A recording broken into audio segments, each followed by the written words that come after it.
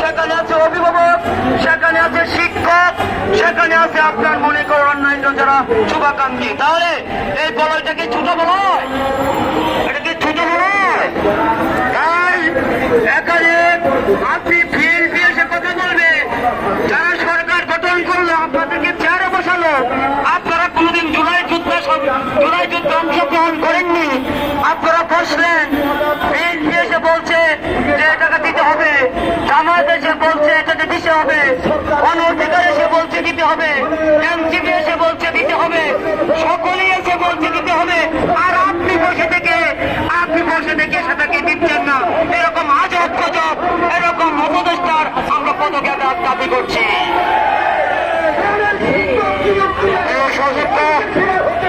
আমরা 30 মিনিটের long must সচিবালয় করছি, 30 লং মাস্ট